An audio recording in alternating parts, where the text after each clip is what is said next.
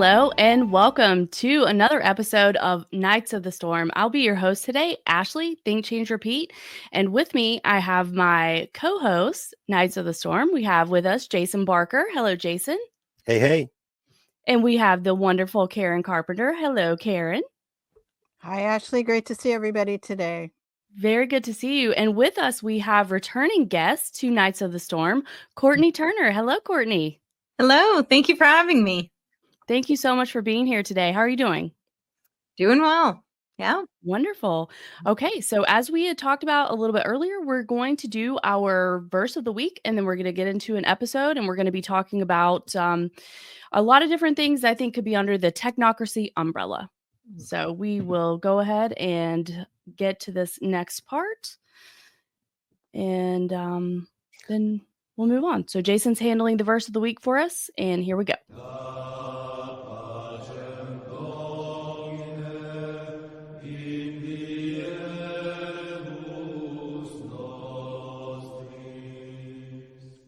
All right, so this is Easter weekend, right? Easter Sunday tomorrow.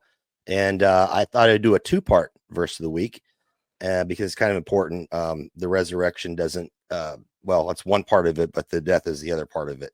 So the first one I got is Matthew 27:50, verses 50 through 54. And when Jesus had cried out again in a loud voice, he gave up his spirit. So that's when he was on the cross. At that moment, the curtain of the temple was torn in two from top to bottom. The earth shook and the rock split. Now, the curtain, or the veil, if you will, that was very important. If you know about the temple in the old days and how you had to use another person to, talk to God. So this was basically the act of Christ means that we can directly communicate with God now, right, through Christ. So that was very important, and that's why I included this. And the tombs broke open, and the bodies of many holy people who had died were raised to life. So that kind of symbolizes that we can then have life and we can be saved, They came out of the tombs after Jesus' resurrection and went into the holy city and appeared to many people. So there was proof. I mean, people wrote about this. When the centurions and those with him who were guarding Jesus saw the earthquake and all that had happened, they were terrified and exclaimed, "Surely he was the Son of God." So then we move to this, and I had to break it up in two. The next part is John 20:11 through 15. So this is taking place now after they opened the tomb.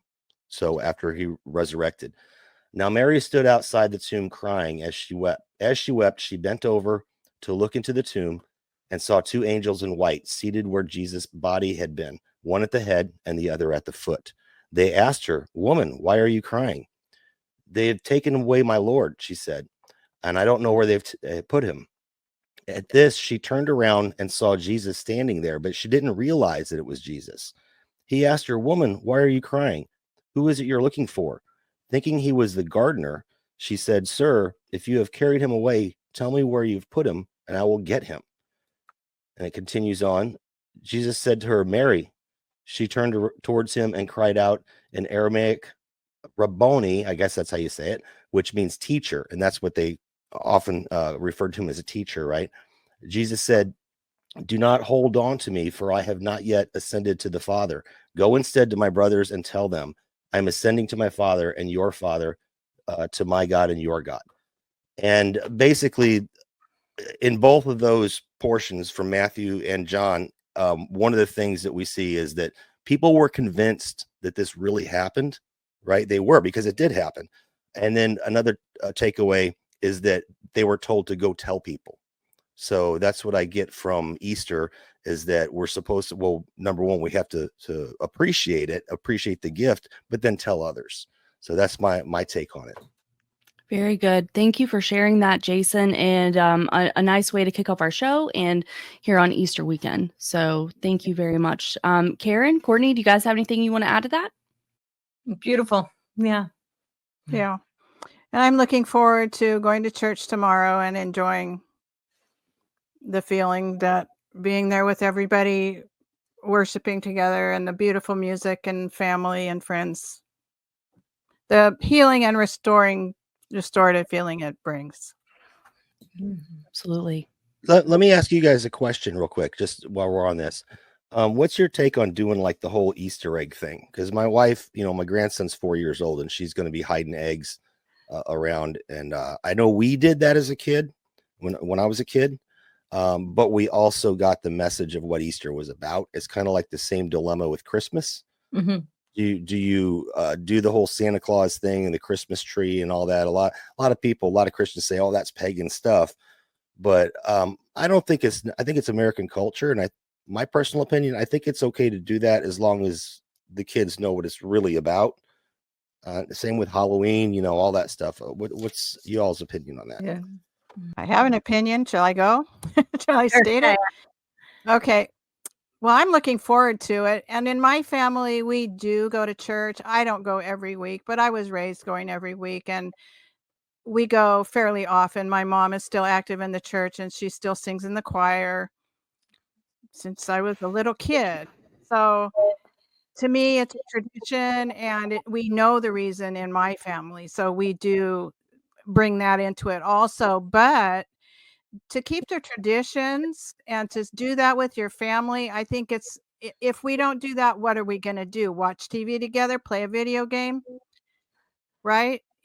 We probably, at least in my family, we wouldn't be getting together if it wasn't to go to church and eat together and then hide Easter eggs for the little kids. And I'll make deviled eggs, which everybody loves, and I wouldn't make otherwise, probably, except for that gathering. So there are those traditional foods and customs and the same thing with Christmas. It's gotten way too commercialized. And there was a time when I first became more aware of what's going on. When I woke up, that I was completely like, I can't do that. I can't do the Santa Claus thing. I'm not going to bring that tree in the house. I'm not going to do all that. But then I realized, you know what? There's a lot of joy in that, and a lot of love. And in my family, a lot of giving and good times, great memories, good foods, traditions. So now I participated in again, but I try to keep the focus, and we do go to church on Christmas Eve. So I try to keep the focus where I want to have it, and keep it. So I don't see the harm in it. I think you can do good things with it if you focus on the positive parts. I think that's fair. Who was it? I think L'Oracle of Truth said that it's all based in paganism. I do think Yeah. there is truth in that. I think most kids, it's confusing. Bunnies don't lay eggs, Right. Yeah, right? yeah. Like, No what's doubt. No going doubt. on here? Yeah. So I think that, I respect anybody's decisions to how they want to celebrate holidays, but I think it's really important that if the religion's important to you, that at least you impart that to the children, that they understand the real message behind it, the real purpose, and that the rest of it is part of, tradition and fun, and that so that they can separate the two, right? I think that that's important. And obviously it's going to be different for every family, every child, and what they understand at what age. But I think that as long as the values are imparted and the values are inculcated, that's really the important thing. And certainly to be able to do fun things with your family is there's nothing wrong with that. Like that doesn't inherently mean that you're supporting paganism or Right. the meaning behind why they've distorted some and commercialized some of these holidays. Halloween, I have a different feeling, and Yeah. it was actually one of my favorite holidays growing up. I knew nothing. I woke up very, very late, so I really had no clue, and I really loved Halloween. So as a kid, we actually celebrated Purim, and that's kind of like the biblical version of Halloween, but there's actually real meaning behind it. But Halloween, of course, is the pagan version. But what I don't like about Halloween is that just intrinsically it does teach children to be deceitful, to beg. It's like communism, like beg, steal, or trick. If you don't get what you want, then be a trickster. So I think that I don't think that that's overt necessarily, but it is kind of embedded in the behavior and the rituals, for lack of a better word. So I think that one I have a little bit of a different feeling on, because you can't really escape it. Whereas I don't think there's any harm in there being a Christmas tree and giving gifts and, going and hunting for eggs, as long as the real message is being taught. So, Real quick. I was thinking the same thing about Halloween, but I didn't want to go there. But I agree completely. I don't decorate for Halloween in my house. I had so many Halloween decorations, and I was a teacher, and I had the best classroom for Halloween. right. That was a long time. I left it all there when I had to retire early. I left all my Halloween things there, so somebody inherited them. But I agree with you about that. As far as fertility rituals go, I think we could use a few of those these days. Yeah. Hey, What's going on? the great thing about not handing out candy and not participating in Halloween right now is no one can find toilet paper and they can't afford eggs. So you're not going to get egged. You're not going to get TP'd. Silver linings, right? This is true. There is actually a meme about that. Back in my day, we wasted toilet paper and eggs just for fun. My dad was a high school teacher, and he was well liked. So that quite often my dad would wake up and have to spend Saturday morning washing the eggs off of our house or getting the toilet paper out of the trees. Not fun. Yeah. Alrighty. Well, that was a very good kickoff. So why don't we get into it? We have our guest here, Courtenay. We know that you cover a lot of different areas concerning where we're headed in this modern day environment. What's going on? I mean, in these different areas underneath the umbrella of technocracy, basically, and global governance, as Jason titled our episode today. So Jason had sent some notes, and I know that y'all had a chat over on Twitter. I think one of the main things that Karen and Jason wanted to discuss is the carbon taxes, which we definitely can. So I just wanted to just kind of see what your thoughts are, an introduction for people that may not be as familiar with this issue, and then we can take it from there. So This is the post that you made, Courtenay, on the shipping carbon tax. yes, right. Yeah. Yeah. So this to me is very, very concerning. This is, of course, not like a new kind of concept, but I think we're getting this was where they're actually trying to bring it to fruition. So and there I think Trump said that he was, and it might have even been in that post, I can't see from here, but where Trump had said, well, he will retaliate with the tariffs. And I think rightfully so. There needs to be some sort of retaliation, because this is a forced globalization, and a way of getting us to opt into this, global economy under the guise of there being some sort of a climate crisis that we must defeat, even though they've admitted of their own words that this climate crisis is not actually a crisis, that it was propaganda. I point to, and I actually have it in my working draft of my book. I have put up on Substack on the Hegelian dialectic. I actually put this quote in there. Book is still very much in development, but I have quite a big chunk of it as a preview on my Substack. And in there's a quote from the Club of Rome's Global Revolution document, which was 1992, where they admit that the whole climate narrative that they espoused in their Limits to Growth document in 1972 was essentially propaganda. They said they needed a common enemy for people to rally together. And so they convinced everyone that the fact that humans were polluting the earth, and, we have this pending, imminent climate crisis that we must immediately tackle, was a way to get people to rally behind a common enemy. And of course, they decided that means that the enemy of humanity is man himself. And that is why you are the carbon they want to reduce. So they've admitted that this is all narrative, this is all storytelling, and yet it's for control, right? That's the purposes of it, and it is for creating a collective global governance structure. So this carbon tax thing is incredibly concerning to me, because some may be familiar. I was really trying to fight the natural asset company that they were pushing last year, and we did get a it stopped, at least ostensibly, under that name.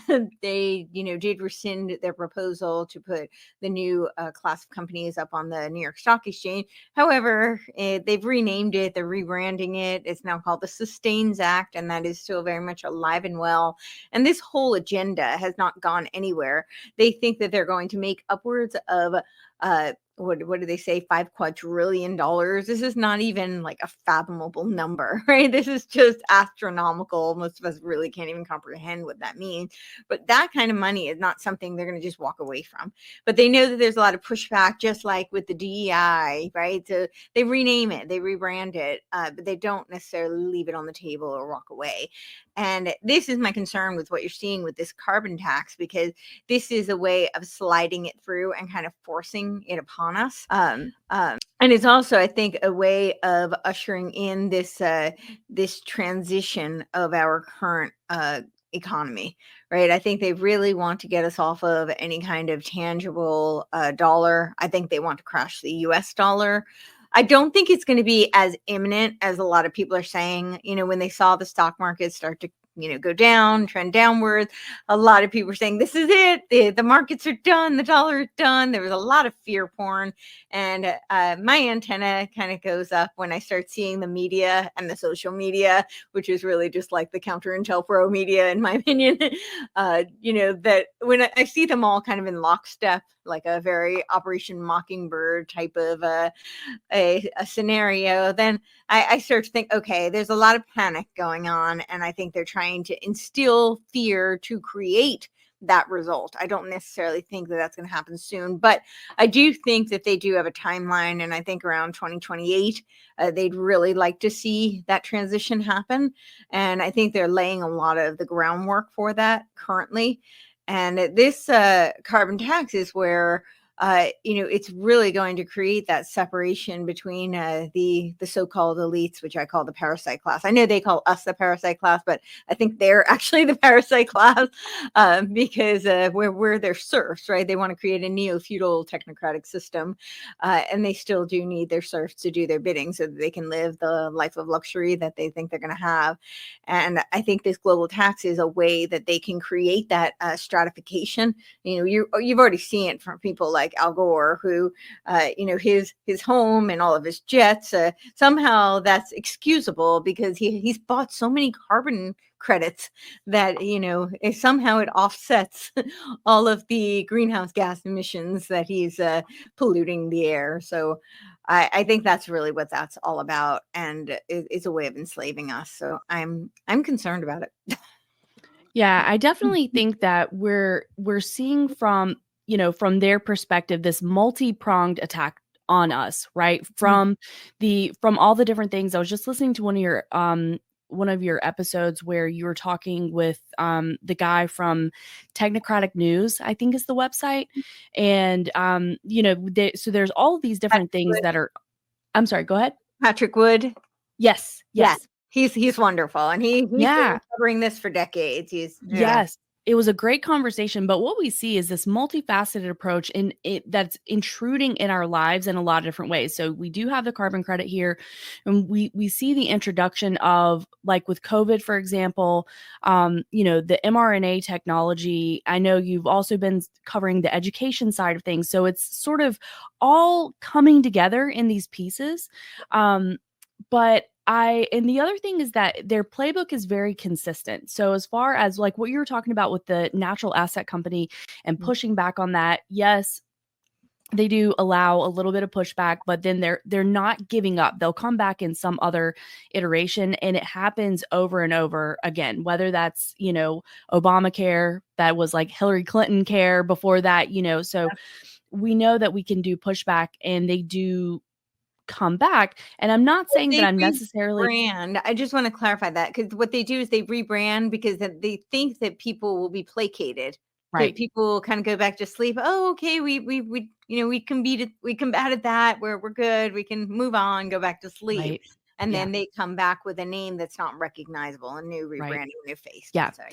So a lot of this stuff sounds very scary, but what could we talk about in that could be a positive? So one thing that I thought was positive in your conversation was because they would have loved to have done this back in the 30s. And Yeah. here we are, we're still not under the technocracy. And we know the best laid plans, like they don't always work out. So, and before we get into some more of the details and Karen and Jason's questions, maybe what are some hopeful points, because you were able to push back, right? And maybe it didn't change the entire outcome, but maybe it bought time. Yeah. I think it definitely bought time. And I think that that's really what we can do. I think we can push back. I think that they need us to opt in.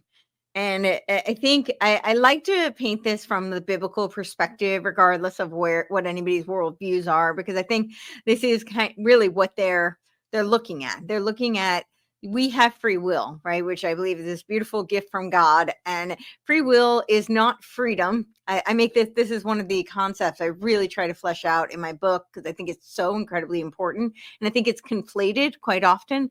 And it can be confusing for people. People hear freedom and they think that that's free will. They're not the same. Freedom is an end. And I think a lot of the occult, the Luciferians, they talk about freedom, and it's very deceptive, but they're talking about it as an end result. And they're also talking about it as an end collective, right?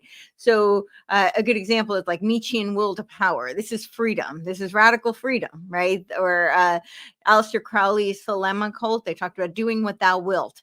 And this sounds like freedom, but it's not free will. Free will is a conduit. It's a vehicle to achieve virtue and morality. And this is because God gave you this gift, and he hopes that you choose him, right? He'd like you to discover virtue, morality, do good things, make good choices, learn lessons, and hopefully get better, through your journey, through the lessons you learn.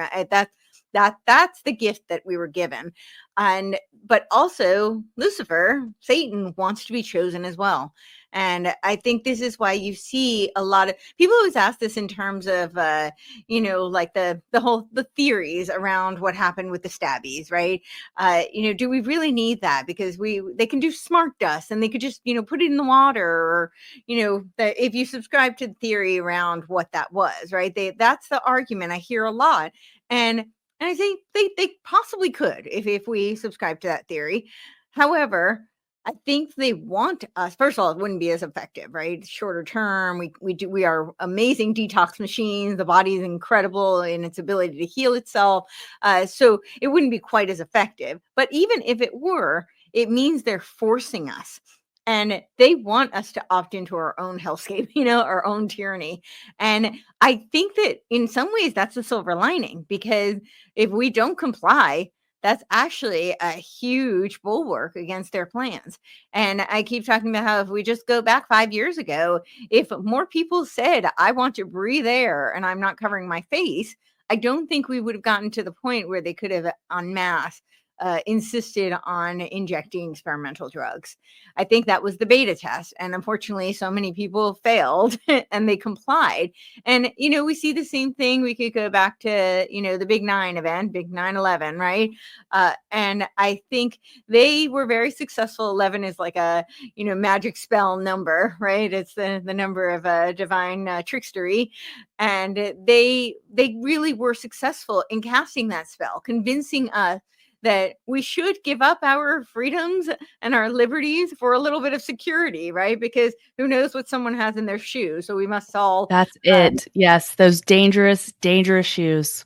Yeah, the dangerous shoes. We must check every 2-year-old blonde little girl that walks through, because we don't know what's in her shoe, or the 100-year-old grandmother who's walking through, because they might have something in those shoes. So I think that if more people said no, this is I have bodily autonomy, I have free will, and it is my duty, it's incumbent upon me to exercise my free will, then I think that we would have a lot of success in pushing back. And honestly, I think that is partly what has happened, not to the degree that I would like to have seen. I think that we have given up far too much of our freedoms and our autonomy. But I do think that, as you said, they wanted to achieve this in the 30s, and here we are, 2025, the year that Alice Bailey said would be Lord Maitreya, and we're still here, we're still standing, and many of us are still resisting. Still fighting the good fight. Very good. Yeah, I love that. Thank you for that, because I do feel like that does make me feel hopeful. That puts some pep in my step that we're fighting the good fight. I don't personally subscribe to the black pill. I think there's too many good things. There's too much beauty. There's too much love that we have from God here on earth. Too many good things for us to be black pilling about. And Um, I have one more thing. So I've done a lot of research into the UN. All of their wacky, like you can go to Lucius Trust and read all about World Invocation Day and their whole Summit of the Future, their Pact for the Future, their Global Digital Compact that they did last year.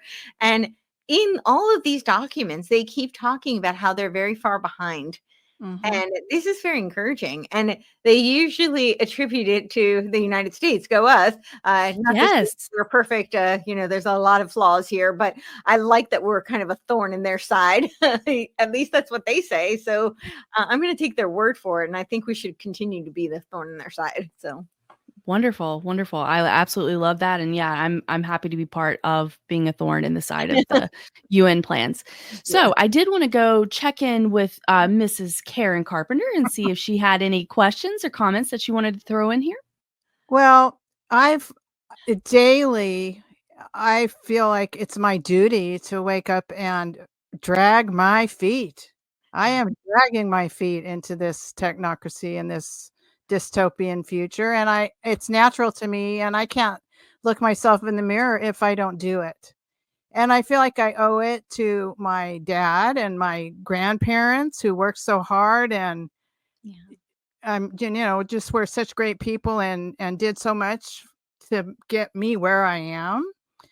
And also to my daughter and my grandson. I owe it to them who would it be more comfortable sometimes to just wear the mask and when I have to go into the store and just fit in? Sure, it might be, but I can't do that. So I think it really is important that we listen to our conscience and think about those things and remember who we are and what our goal is. And when this life is over with, which we all know it's in the end, it's the blink of an eye. Was that Jackson Brown that said that? I want to be able to look at myself in my life review or whatever, God or my family or whoever I meet in the next reality, and feel like I at least did my part to leave things the way that I would like them to see them, or at least to give the people that follow me a chance to determine for themselves what kinds of lives they would like to live. So, and Catherine Austin Fitts says that they're way behind on Real ID, that people just are not uptaking Real ID at the rate that they would have wanted. And I watch quite a few podcasts, and I've seen several lately saying, I'm not getting the Real ID. That is my line in the sand. I'm not doing it. I'm going to update my passport, bring my passport. I'm not going to do it. So people are that it's good that we're actually getting there and that people are willing to make a stand. I don't have one. I just renewed my driver's license in August in California, and I did not get one. Great. Would have been cheaper and easier for me to get one, but I don't regularly fly, so it's no skin off my nose if I can't fly. So I don't plan to do it. I'm not saying I would never do it. There are circumstances where I probably would.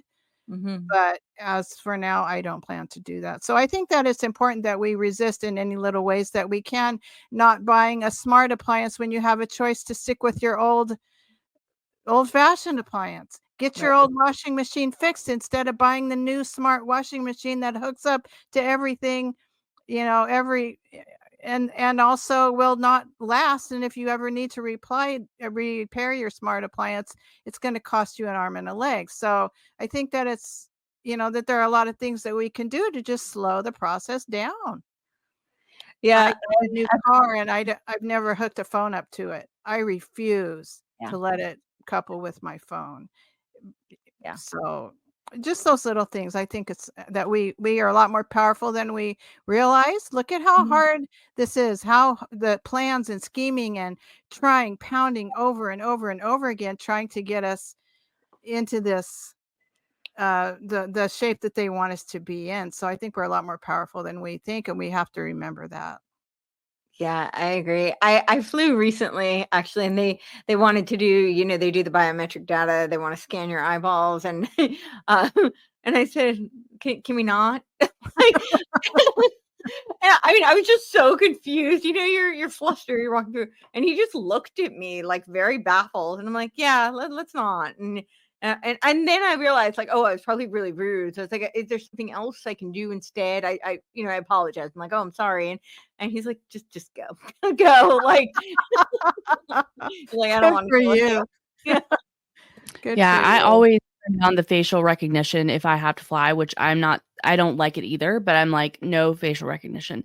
And they often are confused. And I'm not worried about being rude to TSA. I mean, I'm not like actively rude to them, but if they take me as being rude, I'm like, well, you are paid with my stolen tax dollars here in the name of the illusion of safety over something that happened, forever ago, Yeah, and it was a government op. So, yeah. excuse me. But anyway, Jason, did you have anything that you wanted to chime in or ask? Oh, wow. There was a lot to peel apart on that. um, Courtney brought up 9/11, and 9/11 was a pivotal event in creating the invisible enemy, Hmm. right? So it was terrorism back then, and that kept us at war for 20 years, right? I look at it like this: almost everything can be boiled down to greed, the love of money, or control, or both. Power. Yeah, power. So if we take a look at carbon, because we were talking, that was our starting point, was the carbon tax, right? Hmm. Carbon's another invisible enemy. And they started with the green agenda with Yeah. and we've dug into this before. We talk about all these solar panel companies that the government gave billions of dollars to, and they're all out of business now. Windmills, subsidizing this, subsidizing that. Tesla, Elon has gotten $38 billion from government contracts. Yeah. Between straight up money and tax credits, right? Because he's green, but yeah, he throws rockets into space. Tell me how that works, right? So the greenwashing was a way to transfer money from the people to the fourth industrial, or what I call the forced industrial revolution. They Yeah. pick and choose the stakeholders and the winners. So they take your money, transfer it to them. And just like all these, like Solyndra and all these other solar companies went out of business, well, they walked away with a lot of money, and you paid for it because of your choices that you were taken away from you on what vehicle you could buy, how much that vehicle costs, all this other stuff. So with this carbon tax thing that they're trying to do now, if we take a look at what the tariffs are doing, so if you buy a car that's even made here in the USA, the parts, maybe the engine went over to Mexico to be, was assembled in Mexico and then was shipped across the border into Canada and had the carburetor or the fuel injection added. That's how they do it. They move these things around to try to make it cost effective, whereas it's a value added tax. Every time it crosses the border, there's more added to it. So it's going to be unaffordable. Cars are going to be unaffordable, which is part of the you'll own nothing and be happy thing, right? Well, that's what's going to happen with this carbon tax. It's going to start with the shipping, right? If things are coming across the ocean, there's going to be a tax that's going to go into the product. They're not going to pay it. You're going to pay it as a consumer. And then once it gets to the wherever it's going, there's going to be another carbon tax added. Well, maybe the company itself that sells it, that imports it's going to have to pay their carbon credits. Well, they're going to add that to the product. And I'm already seeing right now, if you buy like a bag of chips or something in the store, a lot of these products now have a carbon score on them. Yep. So this is another scheme. It's part of the green agenda, the invisible enemy of carbon that you're going to pay for. And it's going to become unaffordable. Like regular products are going to be unaffordable. Now, you brought up, Ashley, like positive things that come out of this. I have seen a lot of positive things come out of both COVID, which was another invisible enemy, and this carbon stuff. So these are my hopeful points. COVID, when we go to COVID and we saw the remote, the distancing, the remote schooling, people are homeschooling now, right? They're homeschooling for two reasons. Number one, they see how bad the school system is, like what they're teaching them. I'm not saying all school teachers or schools are bad, but there's a lot of it out there, right? Depending on I guess the city or the county or whatever. But it also brought parents to be cautious about vaccines, because safe and effective, safe and effective, safe and effective. Now we know that it's not safe and effective. Anyone who was telling, like we were telling the truth, we were reading from Pfizer's documents that they wanted to hide for 75 years, and we got banned from YouTube. People took notice. So now, they're starting to, question, they're starting to read inserts. They're starting to say, well, I don't need this. It's not mandatory. Or, I'm just going to homeschool, because if you require it in my state to go to public school, I'm just going to homeschool. That's great. Homesteading, with the carbon stuff, things are becoming more expensive. Right now, I'm growing an indoor garden because stuff is so expensive in the store. I'm going to get chickens here soon because eggs are so expensive. Yeah. So I think that people are starting to, I'm not saying homesteading like moving out to the country or whatever. I'm saying whatever. I mean, people are growing little gardens on their balcony in their apartments. I mean, this is really good stuff. And then another thing is, with everything becoming so expensive and inflation running rampant, people are starting to hedge against the dollar. They're starting to get tangible assets and try to protect their retirements, protect their savings. So these are the good points. And I'm glad you brought that up, Ashley, we always got to look at the good points. And yeah, so that's all. And the real ID, I did want to talk about this. So Melissa Arterburn, which is the other half of Wise Wolf, with Tony Arterburn, Wise Wolf Gold and Silver. She actually came out here for a graduation. She has a current ID, but it's not a real ID. Now she's a veteran, honorably discharged veteran, and so is Tony. She was going to go on post for a graduation. Their son had a friend that was graduating here, and I live like right down the street from post. So she was coming on. She went into the visitor center to get a day pass. They wouldn't let her on because she didn't have real ID. So it's not just flying. It's all government buildings. I was actually talking to someone today. They're like, hey, I got called for jury duty, blah, blah, blah. And I was like, why don't you just tell them you don't have real ID because you can't come into courthouse? Well, if it's a federal building, I don't know if county, maybe. I don't know what the deal was, but I don't think they'll like that excuse. Well, then they're going to have to break their own rules. I think you'll get a penalty or a fine or something. I mean, it's worth trying, but I think if you have a court date and you don't show up because you don't have a real ID, I don't think they're. No, I'm saying to serve on the serve on the jury, serve on the jury, because you have to go in. But I think for things like that, you always offer. You offer, but you let them know, like, I don't have a real ID. Yeah.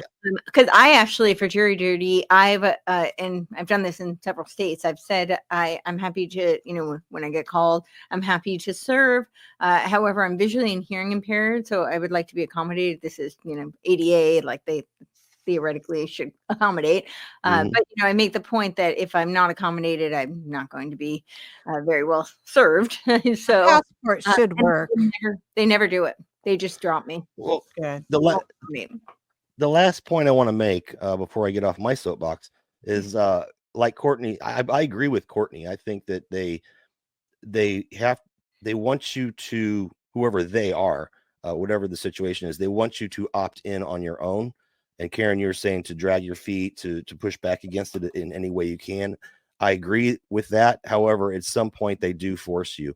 And if we're talking about real ID, when you can't drive your car anymore, if you can afford a car, right? If you can afford gasoline, when you can't drive your car anymore because you won't renew your license and it must be real ID, that's when the stick comes in, right? So the carrot is, it'll just be easier. The stick is, okay, you just can't do that anymore. So there is a point in time where they'll try to force you into, okay, just bending over and, give it in, whatever.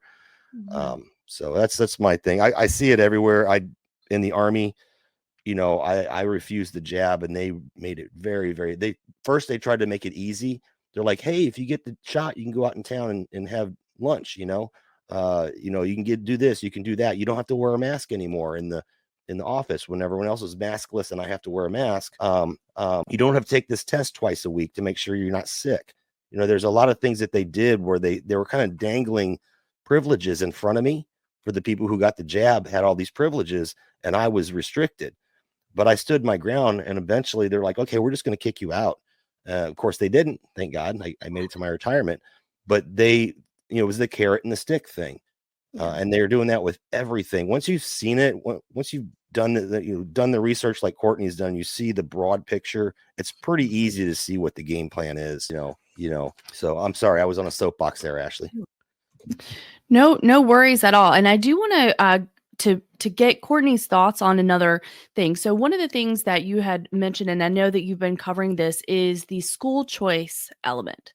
So I do find this to be a really interesting place to be, right? Because as Jason said, on the bright side, we do have more people than ever who appear to be waking up to mandated vaccination of their children and sort of those requirements for public school. We have more people that appear to be moving to a homeschool style of educating their children, which I think is great, right? And we know that there have been a lot of famous educators who are advocates for people advocating for their own children's education. John Taylor Gatto, Charlotte Iserby. But we also know that there was sort of this really nefarious thing that happened during COVID where we had a lot of children being schooled through, basically Zoom classes, right? And we know, and I would love to speak to Karen on this as well, but we know that children were set back by that. We know that there was a lot of problems and it was very difficult for parents to try to do their own job and manage that. Then we had the introduction of, in some places, of regulations like school has to be in person. There has to be an in-person option. So some of these, I think, seem like they may be a victory for liberty, but I'm just not sure in putting it all together, right? Because I think that in referring back to your episode that we were just discussing, that it seems like a good thing when the government is being replaced, when the Department of Education is being talked about being dissolved, basically. However, what is behind that? And how could these things that seem like a victory to us, like more people homeschooling, how could that potentially play into the technocracy? So there's a lot there. Firstly, we'll address the dismantling of the Department of Education. Trump has actually been quite transparent about this. I think people just they hear what they want to hear sometimes, So he's been very, very transparent in saying that he is getting rid of the people who are not doing their job. That does not mean he's getting rid of everybody. And he has very explicitly said he is not getting rid of everybody. He is going to be putting people into the Department of Labor, Department of Commerce, the Department of Health. He's scuttling off a bunch of these people who are in the Department of Education. They're not going away. He's really just dispersing it. So that's first and foremost. And that is not encouraging to me at all. He has been a staunch advocate of the school choice initiative, and he has actually advocated for making it national in one of his executive orders. He's in the process of doing that, creating these national vouchers, nationalized school choice. First and foremost, that is just absolutely unconstitutional. So why there isn't some like major rallying cry against this, just from the constitutional perspective, is very confusing to me. I don't know if people just, it's Trump, and so they're like, okay, great, whatever he says is great. I don't think it is. What were to happen if after Trump we get Kamala and she does that, right? You have to hold the principles. You're either a constitutionalist or you're not. And if we want to uphold the Constitution, it can't only be when, that you can't say that they can violate it when they're doing something you like, So I'm very concerned about that. I think the school choice thing is very deceptive. And it's, you mentioned John Taylor Gatto and Charlotte Iserby. John Taylor Gatto was a huge proponent that we should not have any compulsory education laws at all. And he's absolutely right. That is unconstitutional. There's nothing in our federal constitution that stipulates, compulsory education. And unfortunately, many state constitutions have put it in, but they've actually, in my state, they violate their own constitution by adding it. And I pointed this out to my legislators. I'm like, this is like, no, it says it right here. I'm like, right. And then right here, it's like at first it says that there is no compulsory law. It doesn't use that exact language, but that's basically what it says. And then it corrects itself and says, okay, we have to mandate, otherwise you have truancy. So I'm like, you're basically contradicting yourself in your own constitution. And I know that my state is not the only one to do this. So that's first and foremost. I think there should be no compulsory education laws at all. This is, antithetical to the principles of our founders. And then school choice. Charlotte Iserby was very vocal advocate against school choice. She, for those who are not familiar with her, she wrote her very long tome on the deliberate dumbing down of America. I highly recommend, if you can get it, get the unabridged version. She's got all sorts of, invaluable resources, documents, primary source information in there. So even if you don't plan to read all of it, because it's quite lengthy, it's great to have that as a reference, kind of use it as a textbook to go back. Especially with what's coming down the pike. She was a whistleblower under the Reagan administration on the BEST project, which was all of this tech ed that we're seeing. And she blew the whistle on how they were going to be pushing the school choice, and that it was part of the initiative to create global citizens, to execute the vision of Robert Mueller, his World Core curriculum, which is based on Alice Bailey's Education in the New Age. She also wrote The Externalization of the Hierarchy. Robert Mueller worked for the UN as Secretary General for 4 decades, and he put into his 2,000 ideas that I think went on to be 4,000 ideas. He fancied himself quite the visionary, and had lots to say about our future. And so he, in this, talked about how education needs to be designed to create global citizens. That was the purpose of education. And this is, of course, where in the United States we got our wonderful Common Core, which Charlotte Iserbyt calls Communist Core. I think that is a little bit more aptly put. And that is really the initiative of the school choice. She did talk about how it would be pushed through the political right. And that is what we're seeing. When I have gone to my own state to fight against this initiative, it is mostly the Democrats who are my allies, and for all the wrong reasons, in my opinion. They don't really understand. Their concern is that it's taking money away from the public schools. And their concern is that there's not enough accountability. And I'm like, we don't want more accountability. That's called outcome-based education, and that is a surveillance grid. That is not what we need. We do not need more of that. So it's deceptive, because who could argue against choice? It sounds wonderful, right? Like, oh, I have a choice of where my kids can go to school and what they can learn and all this stuff. But that's not what it means in practicality. I actually was on the board. I created a board when I was in 6th grade for school choice, because I lived in a small town that didn't have its own high school. And I was surrounded by, these other towns where there were some very good schools, but the only school I was allowed to go to, public school, was like one of the worst in the state. Not a safe school, not a good education, not where I wanted to be, and not where any of my friends were. So, me being 12 years old, I'm like, this doesn't make sense. Some of these other schools are actually in closer proximity. Like, why don't I go to one of those? And so there should be a voucher where my parents could decide. And so I created a board, but I had no idea what this long range plan was. And the plan is not about that kind of logistics, which seems to make sense, but at least ostensibly, what the plan really is to create these public-private partnerships and global citizens that are trained in a technological workforce, a global technological workforce. That is really the purpose of the school choice agenda. And they're really coming after the homeschool children, because those are the ones who have the most freedom. They're the ones who are still, in most cases, obviously, there's exceptions to every rule, but they're more apt to be instilling traditional Judeo-Christian Western civilization values and education. And that is what they want to eradicate in favor of this technological, globalized workforce.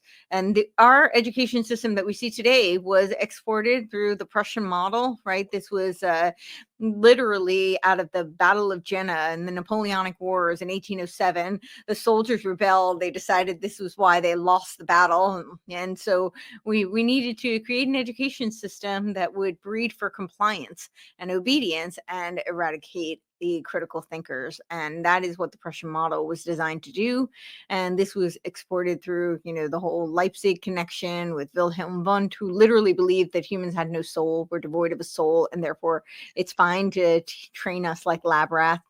And, some of his disciples, were tied in with the whole Skull of Bones, or that Anthony Sutton, who worked with Charlotte Iserbyt actually on this research, did a really beautiful job outlining how the order controls education. Of course, Charlotte Iserbyt's father and grandfather were members of Skull and Bones, so she had access to the little black books and gave those to Anthony Sutton for his research. They had already been collaborating on some of the Russian American collusion during the Cold War.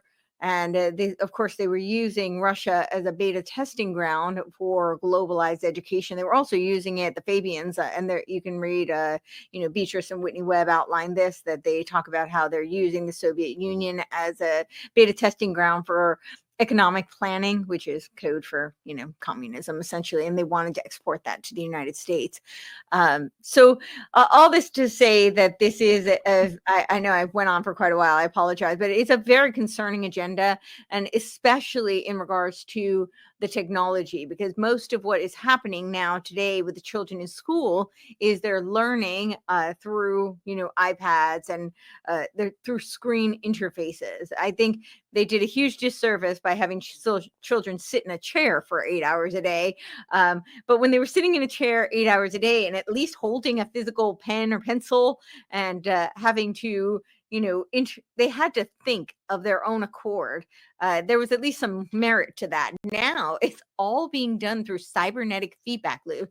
And they're using this technology that is under the guise of AI precision education, where it's being so tailored specifically to that child. And we're going to get the best results because we're, able to monitor everything. And what they're really doing is they're data mining. And as the Technocrat magazine, 1937, very explicitly outlined, the purpose of data mining is to control. Whatever they can surveil, they can control. And it's a cybernetic feedback loop where they data mine from the children and then they're programming them algorithmically. And to me, that's quite dystopian. Yeah, Absolutely. There's really quick, I was just going to say, and there's the other, like the dopamine farming that they're doing for kids, just the exposure to blue light therapy, to blue light during, their formative years, and these types of programs that they're coming up with. That's a whole other health and attention span issue, in addition to all the other things. Over to you, Karen.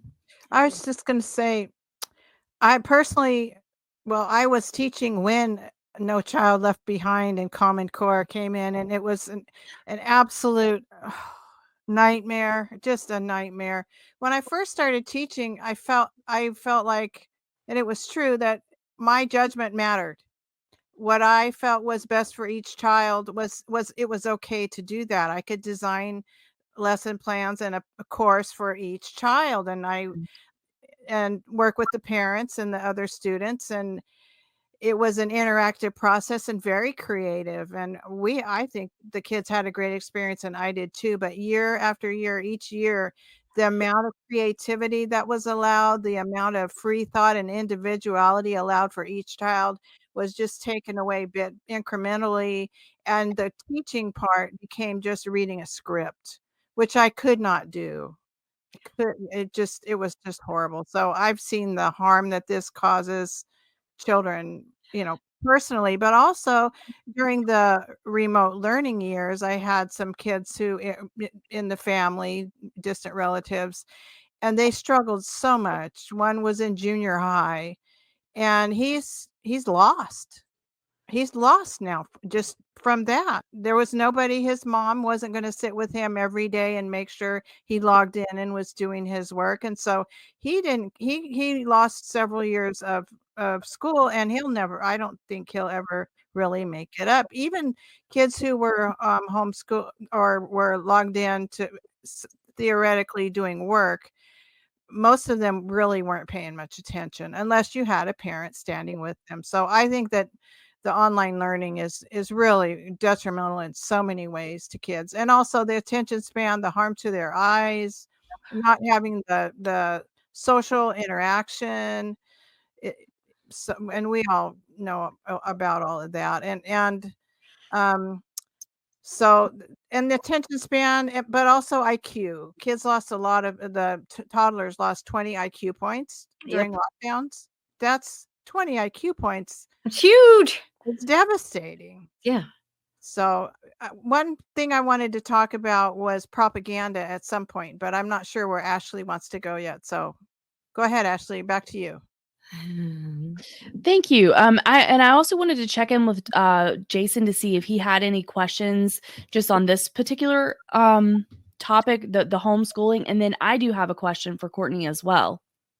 Yeah, I'll just share. I kind of same as Courtney. I grew up. We're actually talking about it in the chat.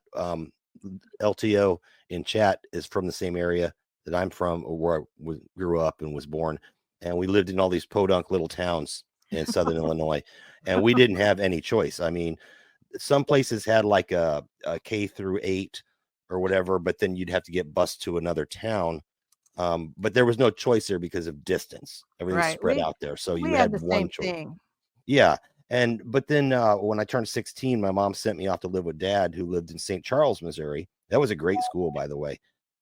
St. Charles was great, but then I actually talked him into buying a house. So we moved back over the river, over the Missouri River into St. Louis. And there's the situation there. I ended up in a really bad school.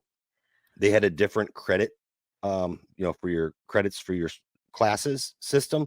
So they waited. So like, let's say in Illinois, I had a quarter credit or a half credit, depending on whether it was a semester class or a year class. But then they doubled that. So I needed twice as many credits to graduate, basically, is what I'm getting at. So this new school I went to, which was also the second worst school in St. Louis at the time for violence, gangs and drugs and stuff. Our neighborhood was decent, but the school, I didn't have a choice, right? And so I just didn't like going there. They said I was going to have to go to school for 2 additional years and maybe do summer school just to get the credits I needed. We couldn't argue with them that their system was different and they needed to translate that. So the irony is, catty corner to me on the cross streets there, catty corner, that house went to a different school, which is a much better school. So my father asked if I can go to that school instead. The bus went right by there. It stopped right in front of my house. Nope, couldn't do it. They said we could do it if we paid tuition out of pocket, $6,000. This is back in about 1990 or so. $6,000 was a lot of money back then to send your kid to school where you wanted to go. But my dad's still paying property taxes. So he's basically double paying tuition, because you think about it, your property taxes, about half of that goes to your school, right? So anyway, that was, I completely understand how school choice can be a trap, because let's just say that my dad got a voucher. Well, what strings come with that voucher, right? What strings are attached? Let's say you homeschool, you're still paying your property tax. So I'm still paying for my child to go to school, to a public school, through my property taxes. So, we took the money, but we'll give it back to you if you're homeschooling. But now you've got to meet this criteria. You have to teach DEI. You have to teach this. You do these testing things. They're going to set, maybe not your entire curriculum, but there will be stuff. Maybe they have to be vaccinated. I think in my opinion, the solution should be, if you're homeschooling, don't take the money first, just give you a tax break. So they don't take the money first, because once they have the money and then they offer it back to you, or if you're going to homeschool, just suck it up, buttercup. Just pay your property tax. Understand that you're also going to have to pay to homeschool your own child. So that's what I'm going to do here with little JJ, my grandson. We're going to homeschool him, and whatever. I'll pay my taxes, take him and do what you want with them, but I'm not going to take any vouchers, because I don't want any strings attached whatsoever. I think there are a lot of free homeschool programs. Well, Virtual Gypsy, our friend Virtual Gypsy, Kendra is her name. On our website, she put up an entire curriculum, all the way, I think, through 12th grade or something like that on our website. It's a basic curriculum, K through 12. And, if anybody needs to see that, just go to theknightsofthestorm.com, go to the forums, and you'll find it under, I think, archives is where it is, and under the forums. And there's a basic, at least a starter thing. And also, I've noticed, if you start doing searches in your area, and maybe there's even Facebook groups or something, people are really starting to band together on this homeschool thing, and they're sharing curriculums. I mean, if, let's just say, me and two people in my neighborhood are homeschooling, we could take turns. Maybe I can send the kids over to their house for math class, and they can send them over to my house for civics. A co-op situation. Yeah, Yep. co-op, Moms have exactly. been doing that kind of thing for a long time. Yeah, and then you schedule dates at the park or whatever, play dates, so you get the Yeah. social interaction, all that stuff, you know. Totally. So anyway, sorry to be long-winded there, Ashley. No, no need to apologize, guys. This is a really good conversation, and I wish that we had 5 hours with Courtenay because you have so much information for us to go back and look into, and I absolutely love it. So, but I do want to keep us moving. So you had made the comment that they are essentially coming for homeschooling. So can we talk about some of the ways that they're coming for homeschooling to perhaps put the screws on people a little bit who are opting to do that, but also maybe some ways that could be obscured from us that may not be so obvious, but they actually in the long run are going to be detrimental for those folks who love the ability to homeschool. Yeah, absolutely. So, one of the most obvious ways is what Jason's talking about with the vouchers, right? If you take the voucher, there are strings attached, then, people think, oh, great, I'm going to get, and it varies in different states, but, 6,000, 8,000, whatever it is per child, and I can just spend that however I want. But that's not the case, right? This is all a back end deal for public-private partnerships. So you have to spend it specifically on certain curriculum, certain clothing for uniform, or certain transportation, whatever it may be, certain medical care, right? And you will have to, you will have to abide by whatever policies and whatever providers that they stipulate, and that is part of the deal when you take the money. Now, different states have different policies right now, but I know in my state, if you are a homeschooler, there are 4 categories of homeschooler. Category 4 is the one they're really targeting right now because they have the most freedom. Those are the ones that tend to be under the banner of being religious schools. They're homeschool but religious category, and they tend to have the most freedom. By saying the most, it's still quite limited, actually. And if one child in that umbrella, so you have to be part of an umbrella category in that category, and if you one child takes any money, all the children in that umbrella are now subject to those same strings that are attached. So you could say, I'm not taking any money, but your friend down the road who is part of the same umbrella in category 4 homeschooling, it has now subjected you to having strings attached. Another way of a friend of mine had actually put forth a bill, the Free Act, which was awesome. They went very hard against her and turned it down. And this was no infringement at all on people taking vouchers, on the whole school choice bill. All it stipulated was protections for those who are homeschooling to be able to be outside of that, to have the God-given right to educate their children as they see fit. And it was shut down. So they're really coming very hard after the homeschoolers. I think that is really their primary target, because they already have tremendous control over, obviously, the public schools. Mhm. Charter schools are not private, right? It's government funding. So those are already under the purview of those policies and the outcome-based education policies. And then even the private schools, most of them are not completely private. They have some sort of a hybrid deal going on, and any money is now subjecting them to control. So, yeah, I think what they really want is full control, to put the completely private and homeschool categories under the umbrella of government control. And that's really the agenda. So those people who are being targeted. So I think the most obvious thing people can do is definitely do not take the money. I know it could be very tempting, and I think it's criminal that we have these property taxes, quite honestly. I know there's not a popular opinion. Our founding fathers were very adamant about property taxes. However, in those times, obviously, it was a much smaller country, and the people who owned property were the people who voted. So it was about having skin in the game. And that's a very different system than we have today.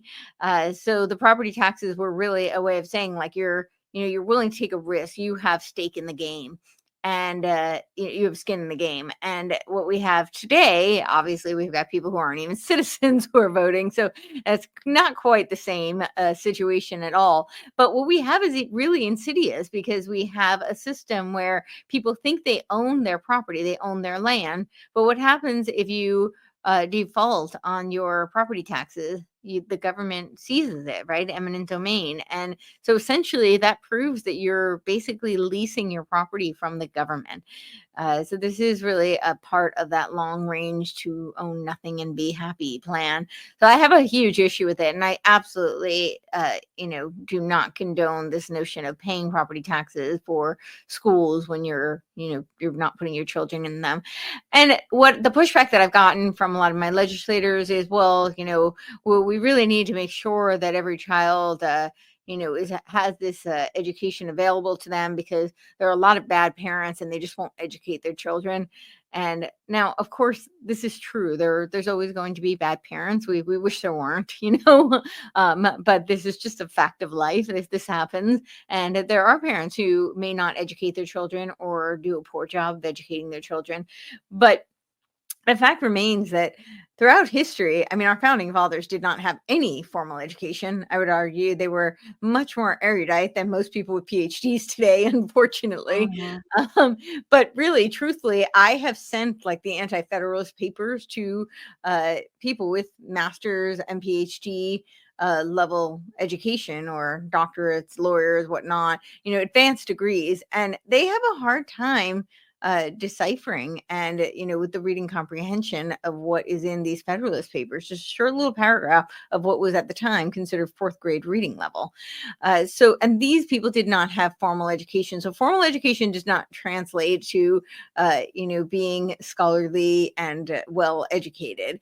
And moreover, I think there's always the people who did. So that's an example of people who had no education and were more educated than people today. And then you have the opposite, people who were given every advantage under the sun, every privilege, every possible leg up, and they fail. Unfortunately, that's just a reality of life. So sitting in a schoolroom doesn't guarantee learning. I want to, And also, I think just one little point: you don't need to pay money, and you don't need to receive money to do a good job homeschooling. That's my observation. There are plenty of materials available. You can use the things around home. You don't need money from the outside in order to do a good job homeschooling. I wanted to touch on two things that Courtenay tickled my brain with right there. She said a couple of key things. Well, number one, you said that the response you got was, well, we want to make sure that the children have the opportunity or available education. It's not an opportunity. It's not just available. They mandate it. The CPS will come take your children if you don't send them to school. So this is just, they tug at the heartstrings saying, well, we're taking care of the children. We're making it available to them. Well, we used to be like the top, 5 or 6 or something in the world on education. Now we're down to like the 40th or something. It's ridiculous with all this money we throw at it and all this availability. No, it's not availability. That's BS. It's mandated. And then if you decide to do it at home, they try to add the strings to it. It's because they want to indoctrinate the children. That's why. The other thing is they also tug at your heartstrings. Well, some kids, you see all these school food programs and all this money dumped into that. They try to tell me, I'm looking around at all these obese kids. They're serving junk food. Well, they're telling me these kids are starving, and the only meal they get is the meal they get at school. And I even did some volunteer work when I was going to school out here in Fort Leonard Wood while I was still active duty. We have to do a volunteer project, and we went and did a fundraiser for the brown bag kids lunches, where they give them a couple brown bags with food on Friday so they could eat on the weekends. And I'm thinking to myself, this is kind of ridiculous, because I see all these overweight kids that are lethargic and they aren't doing anything. They're not burning calories. They're on their phone all day. They can afford a phone, but they can't afford to eat at home. But that's another way they pull on the heartstrings and say they have to go to school and we need this money for this lunch program and all this other stuff. And I'm thinking to myself as well, don't we already have all these safety net programs, welfare, food stamps, all this stuff? So if their parents are not feeding them, that's where CPS should get involved, not for people who are trying to homeschool their kids. It's completely upside down clown world. And it's really all about money management and control. So anyway, I'm done. Sorry. I would agree. And I mean, I would argue that most of these kids actually are starving because they're not fed anything of real nutrition. Exactly. So they're That's a good point. nutrient That's a very good point. Yeah. and that's why they're lethargic. That's why they're not performing well cognitively, because they may not be deficient in calories, but they're deficient in nutrition to fuel their Exactly. brains. And yeah, You can't to see it to a lot of the schools serve breakfast, which is like a piece of bread with sugar on it, French toast or pancakes. No protein, no vitamin value. 25% of preteens or teenagers are pre-diabetic now? I mean, that's sitting in and Wi-Fi. they've done studies with this, with the blue light. The radio frequency actually can trigger diabetes. Also, Yes. EMF. There's a certain frequencies of EMF. The 4G frequency is directly related to diabetes. Blood sugar, yeah. And I would argue that children, that a lot of this, like what Jason was sort of hitting on too, is some of the neglect of children, some of the unhealthy state of children, the decline in the cognitive function that we're seeing.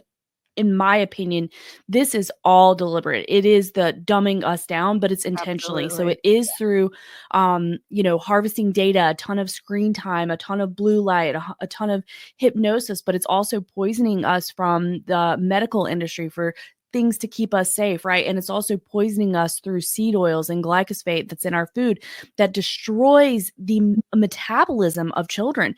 That's what gives them energy, So I also think that the mental health crisis has been created and has been exacerbated to make parents less attentive, to constantly be distracted, to constantly be overwhelmed, and to be neglectful parents. And they know what happens. And then not only that, we know the introduction of drugs and different groups of people and a constant war, and all these things work together to be the war on us. So it's very frustrating and hard to see, right? Because there's so many multi-layered problems there that are like, okay, well, this needs to be addressed. Where do we do that? And that in and of itself, it would be a huge movement, a huge project, a huge change for the entire country to reject seed oils, for example. I think we're on our way. I hope so. I want to touch on something Karen said just real quick, Ashley. Sorry. But the EMF thing in schools, I hadn't considered that. Most schools have They're sitting in Wi-Fi. Well, they're sitting in, but it's more than that. They're sitting in Wi-Fi plus all the repeaters to make sure it gets throughout the school. Plus, if you have 30 kids, you get 30 kids. And you got laptops now, so the laptop's emitting the Wi-Fi signal. You got the repeater up there, or the access point, or whatever. And maybe you get 30 kids in the room that all have a cell phone, that have Wi-Fi turned on, they have Bluetooth turned on, and they have their cellular signal turned on. That is a lot of EMF. I'd love to go into a school. It always shocks me that parents don't fight that. Yeah, that they don't fight the Wi-Fi in the cloud. They just, they don't know. They don't know. And that's one of the things you and I, Karen, as well as Tiger on his show, we've tried to hammer this EMF thing and how dangerous it is. We bring the studies out, but we're lumped in with the conspiracy things that the kids can do to kind of mitigate against this. I just want to point out, like Thomas Edison, at a time when nobody had diabetes, died. One of the complications was type 2 diabetes. And I think it was because of the EMF, the electromagnetic frequency. And there's a lot of evidence to indicate it was really kind of unheard of at that time. But there are a lot of things they can do, right? We had recess. The kids can go outside and take their shoes off and get in the grass and play around in the dirt. I mean, kids like doing that kind of thing. And it would actually do a lot to mitigate against some of this electromagnetic frequency. So there's a cell tower on the playground at the school half a mile from my house. It's on the playground. So, well, as far as education goes, we have definitely covered a lot. And thank you, Courtney, for so much good information on that. And I wanted to touch on something else that Karen had mentioned, which is propaganda. So, we know that the propaganda is a key part of getting us to believe the story of 9/11, of getting us to believe. And I also want to mention that today is the anniversary of the Waco massacre and the Oklahoma City bombing. So, I just want to shout out the people that were terrorized and murdered by the government today. Two really impactful events, and there's a lot of people out there that are still fighting the good fight in remembrance of these people and who are trying to get justice. So I know that's not topical, but I wanted to mention that. But propaganda does tie in with that in getting people to buy the COVID narrative and getting people, whether it's a sleight of hand or just, you know, repetition basically of a talking point to get people to buy into what happened with COVID or everything else. So let's talk about that. You know, the importance of propaganda.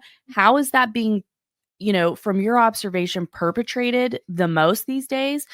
Mockingbird Media 2.0, for example. We have an awareness of that. A lot of people think that the alternative media is now completely free of Mockingbird Media, which I contend. But what are your thoughts on that? Well, yeah, I definitely do not think that the alternative media is free of Mockingbird tactics. I think there's a COINTELPRO operation to Operation Mockingbird running through the alternative media currently. And I actually think it's very coordinated and very heavily funded. It's just much easier and cheaper to fund individual assets or group, conglomerate entities in the independent sphere rather than in the major networks like CBS and NBC and whatever. And those were multi-million dollar operations. And, you could pay off for, $10,000 a post and you could accomplish quite a bit.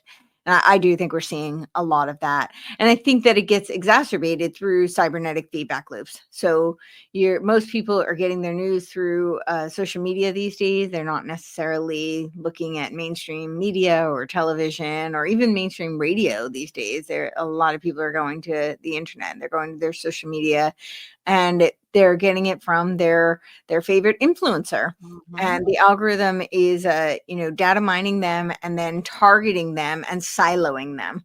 So they're getting very targeted information and it's very curated. And a lot of these influencers are doing what I would call weaponizing truth, right? It's paltering, where it's not that they're necessarily sometimes they lie, sometimes they marry truth to lie, but oftentimes what they're doing is they're giving you a very curated truth out of context that's steering a narrative. And most people in today's world, because our education has been so significantly dumbed down, most people have not done the reading. They don't know history. They don't have the context, but they do know that they've been pervasively lied to. So they're very hungry for the gnosis, if you will. And it's a prime time for, to be dripping information, to be dripping truth, and for people to be anchoring to them. So you have a great perfect storm where people can be fighting each other because they have the gnosis, but they don't realize that it's completely out of context and they don't really understand, why those things occurred, why those, whatever events and whatnot. But they're fighting each other back and forth on it. And I think this is very much by design. And we are the whole Smith Month Modernization Act of 2012 or 2013 under Obama. We can be propagandized, right? It's perfectly legal. And so we're constantly this is fifth generation warfare, right? They're constantly, there's a swarm of the psychological, the information warfare, the political warfare. And most of it, I think, is done dialectically. So they create these dialectical poles that are fighting against each other. And, I use the analogy often of like the ice cream cone. where the ice cream cone is a hook gripping lie, and you want to eat it, right? It's really good, but it's not so good for you. And so then you have these sprinkles, and these are the truths. And you keep licking the sprinkle, and you're like, oh, well, this is true. This is true. It must be good for me. And before you know it, you've eaten the whole hook gripping lie. And I think this is often really how this type of warfare works. And I think we're seeing so much of it. I saw, is it okay if I say a little bit, Ashley? Yes, please. Okay. I watched the podcast yesterday that you posted with Matt Raymer, was it? Mm-hmm. Yeah. And one of the things he said that really struck me was that a really good propagandist doesn't believe their message. In order to be a successful propagandist, you can't believe your message. That way you can change your message as the need arises. Yes. This was Eliul's theory. So he was talking about Eliul's book on propaganda, and he really saw it as it's a tool, right? So a sociopath is going to probably be the best propagandist because not attached, and they're looking at the outcome. So this is really concerning when you look at it in today's world, because, and I think this is really what Eliul was predicting, because back then they had socio-technical systems, but the technology wasn't as evolved as it is now. So with the advent of socio-technical systems, and now all that they know about cybernetics, systems theory, and complexity theory, they really game it out. And so they're looking at the outcome and they're guiding based on, which is why I think a few years ago was really a beta test, which they basically admitted, right? But this is what they do. They have various war game scenarios, and then they test. And then based on that feedback, they tweak and refine, and they can further control us because we've given them the information with which to do that. So I think about Oklahoma City bombing, and I remember that very well. And to me, that's the first real traumatizing, public traumatizing event that I really remember. And then we also had the Oklahoma City bombing, and then the Waco thing. There was Waco. That was 2 years before OKC. Yeah. Okay. So that one, and then OKC, and everybody was just glued to that. And I feel like that was kind of a test in a way for 9/11 and how to play that and get the most bang for their buck. Unfortunate pun. For terrorizing us and making us buy into the war against the invisible enemy. So true. Yeah. And likely part of the same operation, with dealing with Operation Gladio and Operation PatCon, very much so, certainly leading up and laying the groundwork to 9/11 and the Patriot Act, and maybe even since then, red flag laws, things like that. Continuing to turn the screws on us, for sure. And I wanted to say that I really like your analogy about the truth sprinkles, because that's exactly how I was kind of imagining it. For example, I'm not going to name the person, but there's somebody that is considered to be, in a way, a subject matter expert on accelerationism online, right? Okay. However, so while they appear to present very factual information, but then they appear to not necessarily have the full picture of the truth. So maybe there are, like, the FBI is, don't throw the baby out with the bathwater with the FBI. Personally, I think that there has been enough that has come out of them actively hindering investigations at the very least, if not being actively involved, to say that we need a different system for that. But, so they're kind of defending that government program. They're sort of minimizing the SRA that is involved sometimes in accelerationism, and with trying to, these Discord servers trying to promote children to do harm to themselves and harm at school and things like that. So basically, I feel like I consider it a breadcrumb path. So the breadcrumbs are all over the place. Some of them are in the right direction and some of them are not, because it's giving legitimacy to things that maybe perhaps are not very legitimate in that. And I think it's really hard in these streets, to be a regular person out here trying to figure out whose information can I actually trust? Mhm. And we only have so much time in a day where we can go try to find the source material and read the books. And I certainly recommend doing that, but we all have a limitation, right? So it's really difficult. So I think in some ways they're doing a masterful job at really obscuring what is the truth, who can I rely on to give me accurate information. It's very, very difficult in these times. I would agree. Yep. Jason, do you have anything? Yeah. I want to talk about the Mockingbird media and the alt media. This is something that I was on Don Jeffries' show.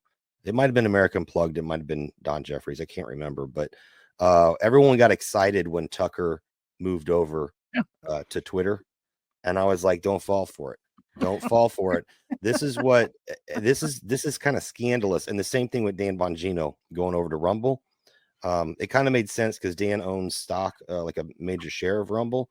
But what I saw, and I've seen this all going back, 10 years ago, you're looking at CNN's ratings tanking, right? And I'm thinking CNN is on every freaking doggone screen in the military in their command centers. It's on every screen in every airport. And the remainder of their viewership is probably people watching what they're doing so they can report on it. Like nobody's watching CNN. Fox is getting to be the same way. Everyone's turning to alt media, to social media, stuff like that. So what you have to do is you got to understand people only have so many hours in a day to consume some information. So when people like us, and this kind of kicked off during COVID, a lot of people said, well, I'm doing these Zoom meetings. It's pretty easy. I could just do my own podcast. That's kind of what we did as Knights of the Storm. Was like, this is kind of easy. Let's just do a podcast and talk about the stuff that, that's going on behind the scenes in the David Knight chat. Let's bring those topics up on our show and give the people in the chat a voice. That's how we started the show. So this started becoming more and more popular. So the mainstream was like, we got to get a piece of that. Maybe it's for money, maybe it's for influence. I think it's probably more for influence. So they insert these popular people that, oh, Tucker went against the grain. He's good now. He's really good. Let's go watch Tucker. Well, now they don't have time to watch my show. They're taking what I call market share. And then also you have these influencers, and I wanted to talk about this. An influencer, just take a look. And I love to go look at account ages. So if I have somebody that has like 15,000 followers and I go look and their account is only 6 months old, they're what Tony Arterburn calls a post turtle. They were put on a post because the turtle can't climb up and get on the post, right? They were placed there, and then they were given those followers. They were pushed. And that's another thing is analytics. This is why we have to break the censorship, because they censor us. And some people say they don't want to monetize me, so they censor me. No, it's not that they don't want to monetize you. It's not that they don't even want your message to get out to a certain amount of people. They don't want you to elevate on that ranking system so that you're recommended by the algorithms. So they can mess with those numbers. They can push those people. So these influencers, whatever you want to call them, whoever's going to play the game to push that narrative, that propaganda, they're going to promote those people. Try this. Everybody try this. And I did this accidentally. I went on Twitter and I was logged out for some reason. I call it Twix, by the way, because you got Twitter left, Twitter right, so Twix. I'm trying to get that to catch on. Anyway, so I went on and I was logged out for some reason. So I go to log in and it wanted to revalidate my machine. So I used the wrong email. I used an old email because I couldn't remember what I had logged in with before. And it basically created me a new account under that email because I never had a Twitter account. Now do that, create a brand new account. Do not follow anybody. Don't look at anything and just see what shows up in your feed. That's how you know who's being pushed. Literally every other post is from Elon. And then there's these random people, usually liberal or whatever, that are popping up in this feed. And I go check it once in a while because that's how I know. That's how I know that they're pushing a narrative. They pushed. So when it came to network TV, they can't push you to turn your knob. Back in the days when we had knobs on our TVs, right? They can't push you on the guide channel or whatever to say, hey, check this out, right? You're just seeing what's available, but they can on social media. They can push it to the top for you. So it's gotten more powerful. I think that they've figured this out. They're putting certain people in there, number one, to take your time. and number two, so they can elevate them. And that's all I got. Algorocracy. Yeah.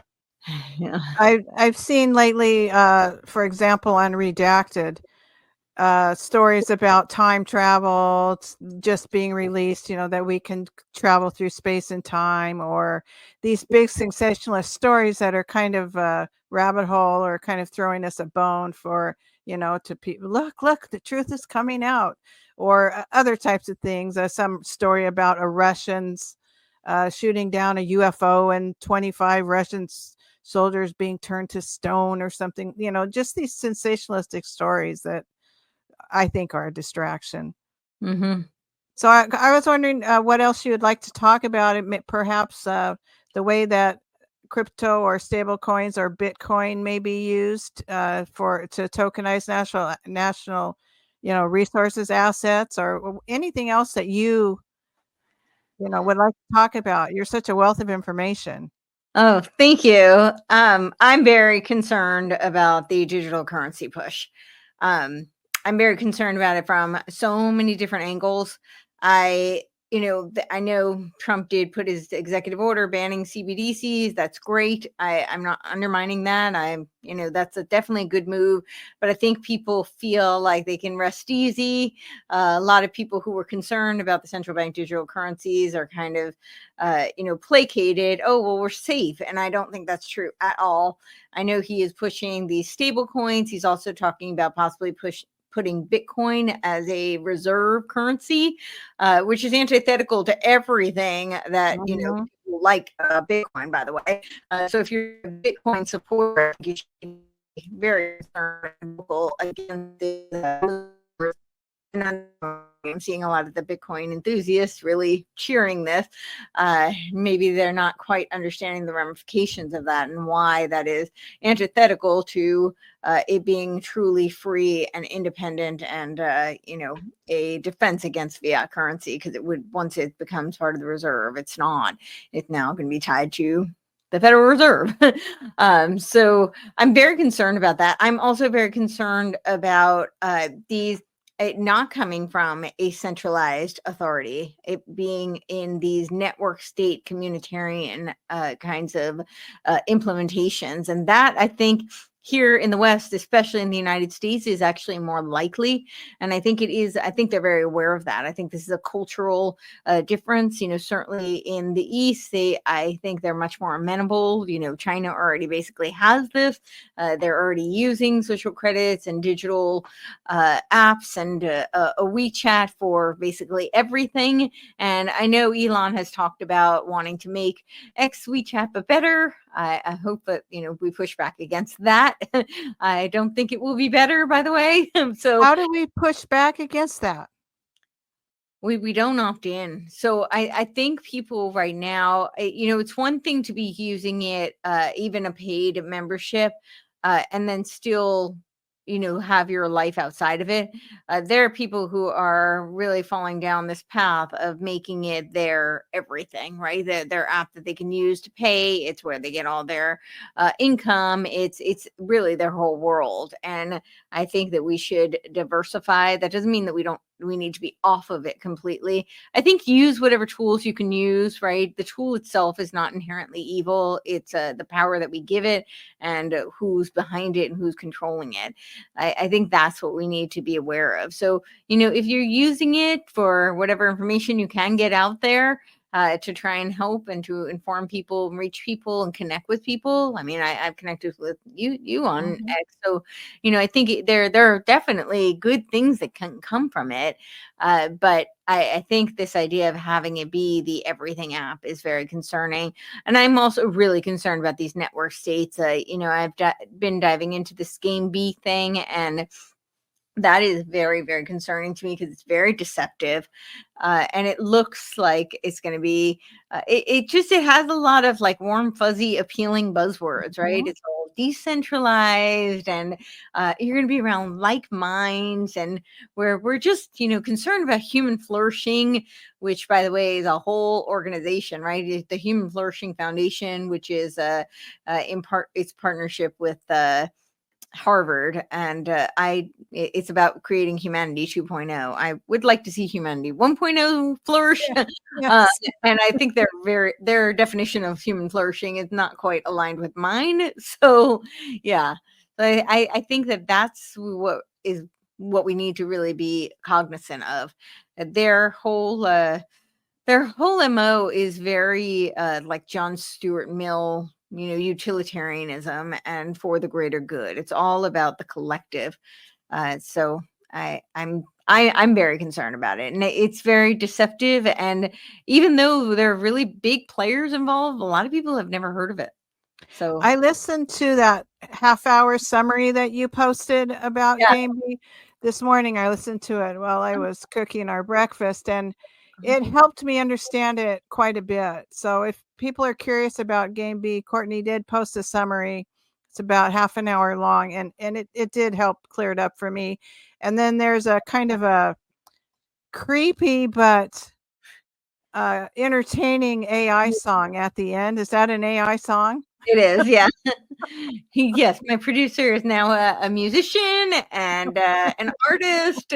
Yes, AI has helped greatly in that regard. So, I mean, you can use it. I don't think Yeah, yeah. and it can be helpful. So the Game B summary, yes, that was Alfred and Irene AI who did the summary podcast. I thought that was very kitschy, but I do think it was helpful because I've done several presentations. One of them was 3.5 hours long. I am going to be doing a written compilation. It'll probably be a series so that people can read some articles about it because there's very little information on it. From people who are not proponents of it, there are very few critical analyses of it. But yeah, if you want more information, the 3.5 hour presentation is probably the most comprehensive. But I've done several episodes discussing various aspects of Game B and what the possible, implications of it will be. So check that out. Yeah, the summary reminded me of, I thought it was NPR. Like it literally sounded like people on NPR. I think that's what they were going for. Yeah. Yeah, I could see perfect. that, They yeah. nailed it. Yeah. Okay, what about you, Jason? Any questions, comments? I'd like to talk a little bit more, and I'd like to get Courtney's take on this. We mentioned the NECs or NACs, natural asset companies, and I have an article up here where I think you were the first one that I knew of that was talking about this, Courtney, the natural asset companies, and now we come to find out. And can I read this real quick? Sure. This article, okay. I won't throw it on screen, but this is coming from Rewilding Earth, right? It's rewilding.org or whatever. So 15-minute city, rewild all the rural areas. You can't go there, no-go zones. But this is a quote from, who quoted this?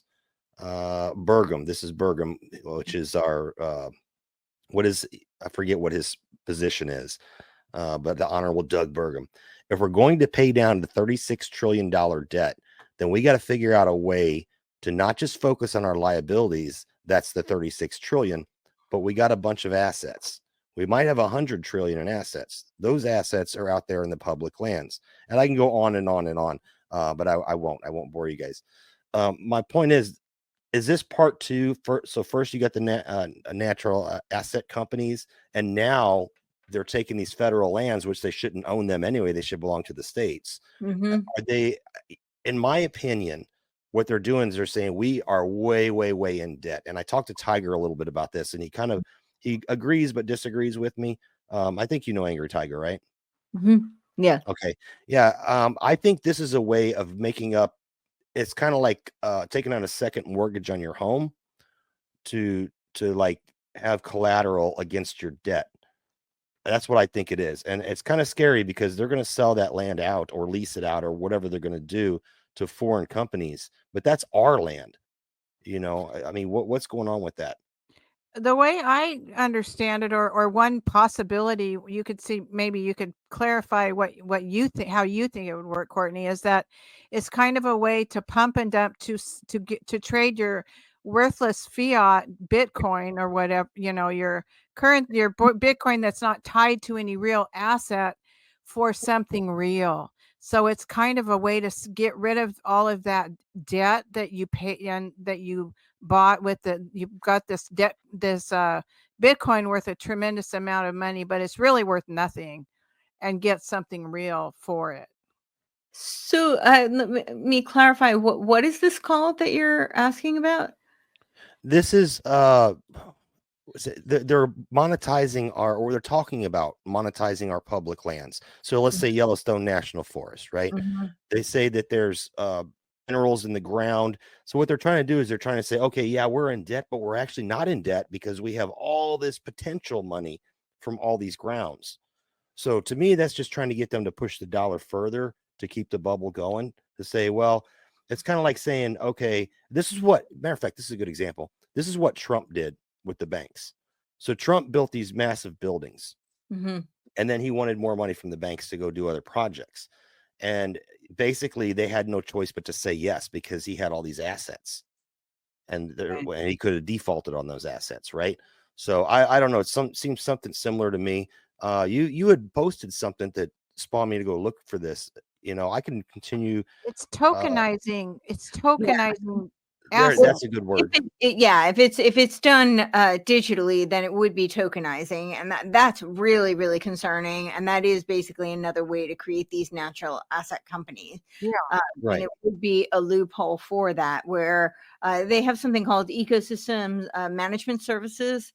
So essentially, you could own something or think you own it, but under these various conservation easements, they would have ecosystem management rights and services, which it's kind of a double dipping because they now have access, so they can use the resources on the land and preclude you from doing anything with them because in the name of degrowth, right?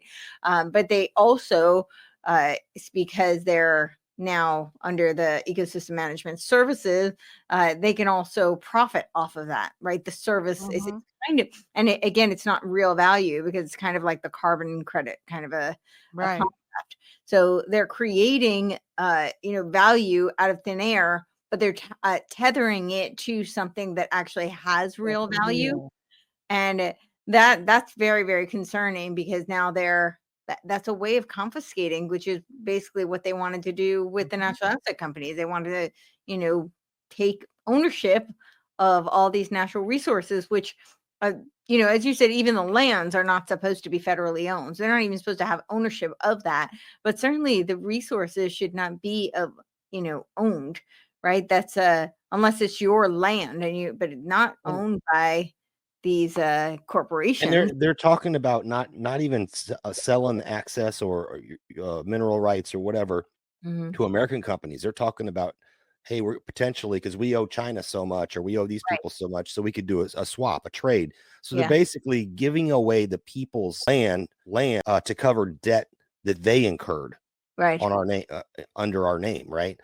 This is incredibly dangerous. I think it puts us in a really precarious position where our enemies, I mean, this was a huge concern I had with the natural asset company is that it puts ownership and rights to our land and our resources in our enemies' hands potentially, because foreign companies, foreign governments could have ownership. And now, if you want to leverage our resources, which is literally like, I think that's the one thing that we have that could make us, restore some sovereignty, is the resources. We should be opening that up to the people of America, but to give potential ownership to leverage debt to foreign nations is that's very dangerous. I think that's where we are. I think that's what they intend to do. I think so too. Yeah, I heard even the possibility of taking our home mortgage, for example, and tokenizing it, and then you could pay for your groceries with 0.001% of the value of your home. Things like that. And it's just, to me, it's just. Well, we're going to be in a pod at some point, so. It's just Eating this whole tokenization concept is just so bizarre to me. They think that there's going to be they're championing this notion of fractal ownership, and I love to point out that you would think that you could share things with your family, but there's a reason that estate lawyers exist because this doesn't always work out quite so No, well. it doesn't. Now, does that tie in with game B, this tokenization and Yeah, fractalization? they're very, and that's exactly what they advocate. They say that because you could have fractal ownership of assets, that they're talking about like fractal ownership of art, real estate. Yeah, and they want to tokenize everything. So it is a very similar concept. It's a, I feel like it's basically there's left wing technocracy, the right wing, right? The accelerationists have the left wing and right wing accelerationists. And I feel like game B is kind of a more left leaning under the guise of being libertarian because of the decentralized aspect. But as we see from both sides, the left and the right, most of these libertarian concepts are not libertarian at all in what people think of as being libertarian. Even the roots of libertarianism really have a lot of globalist and collective idealism. I mean, it's really coming out of Kant. This is Immanuel Kant. So this is not rooted in the natural law and true nature of human nature. So that's a whole nother conversation to unpack. But I think people are very misled by the libertarian exoteric veneer. You see people like Peter Thiel, and they think that they're championing ideas that are called libertarian. So people think that they're freedom minded. But really, this is a technocratic agenda. But I would say it's two sides of the same coin because the telos is shared. So you've got, the neo-reactionary dark enlightenment type of more right-wing kinds of technocracy. And then you have the more spiritual eugenics and mystical kinds of decentralized concepts that are trying to build the noosphere. They call it a collective intelligence. That I would say is game B. Although game B proponents Jim Rutt himself will tell you that they had a schism because, he's a hard scientist and there were a faction that were a little bit too woo-woo, but you'll see they came together and essentially, yes, they may have their nuanced differences and their dialectical disagreements, and whether or not it's dialectical theater or genuine, I can't say, but I can say that the telos is shared. They ultimately have a vision of creating a noosphere. They call it a collective intelligence, and so the end result is the same. And to my concern, it's the eradication of the individual and free will. Oh, these are all such disturbing topics. But, well, just to go back to kind of where we started it though, right? Like what you're talking about in your episode that I was referencing, they have wanted to do these things for a very, very Yeah. long time, and we're still not there yet, right? So we still have people that are raising the banner, people that are pushing back. Awareness is growing, albeit slowly and, fractured in some ways depending on, who people are getting their information from. But I do think that we still have a chance. We never know. We never can assume that the game is over, that it's all tied up, right? That they have everything in the bag, because we don't know. So, I think that's I would also say yeah. that I think the silver lining also is that so much of this is rooted in game theory, right?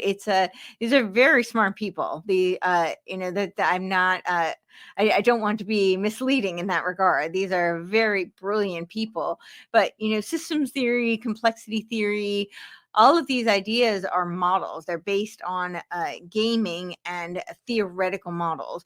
The thing about that is it negates reality.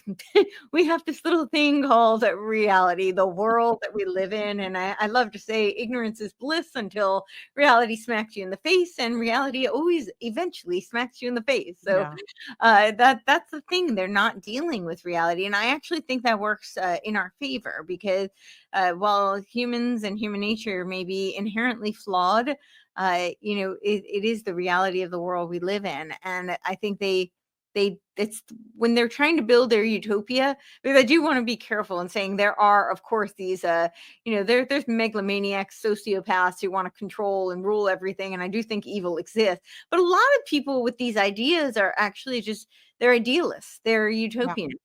And they really think that there are these brilliant minds that have this vision that just nobody figured out, but they have the answers for how us to, create heaven on earth. And Yeah. I just think it's going to result in a dystopia because they've neglected to deal with reality. Hey, let me Sure. pop in real quick, Ashley, if I can. Yeah. So, you mentioned something, and I hear this a lot, depending on where you get your information. We touched on this earlier. I touched on it about how certain people were elevated. So if people don't know, they don't know what they don't know, right? I think Right. people know something's amiss. They know something's wrong. Maybe they feel that they're crazy, or maybe they feel that, it's only happening to them. We like shows like this, like Courtney's and others, we have to share. We have to share it. We have to like it. We have to leave comments. We have to break the algorithm. What I don't see a lot of people sharing our stuff. They'll come in and watch it. We have regular people, but I don't see a lot of people sharing it. If somebody that might be on the fence to say, maybe I'm going to stand against this digital ID, well, they're going to be like, well, I don't know, what am I going to do? I might as well just do it. Maybe I'm crazy. Maybe there's nothing there, whatever. But if they can get to the right information, but it takes everybody listening to this show, to Courtney's show, to David Knight's show, to actually take that effort. And yeah, a lot of people, I don't think people want to share it or suggest it because they're going to feel like their family thinks they're crazy or some right-wing conspiracy theorist or something.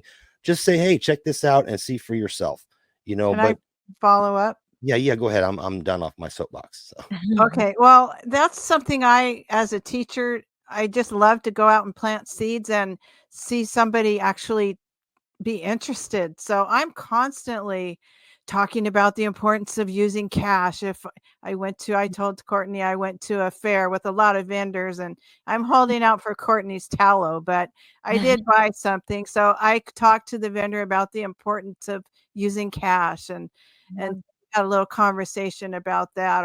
I talk about those things, and I bring it up just in everyday conversation when I'm out and about in the stores or standing in line somewhere. And there are a lot of people that know something's up. They just need a little help connecting the dots. And that's what we can do for them. And before COVID, I had dozens and dozens of phone numbers in my phone from people I met, like say in the Walmart parking lot. And I was going to share with them a video about something. And I did. I used to send little videos to people all the time about various topics that they were interested in. So we do have that power to do that. And we don't have to share a certain person's videos or something, but just to share pieces of information. I think that it's really important. And I think that it's a lot more powerful than we think it is. Yeah.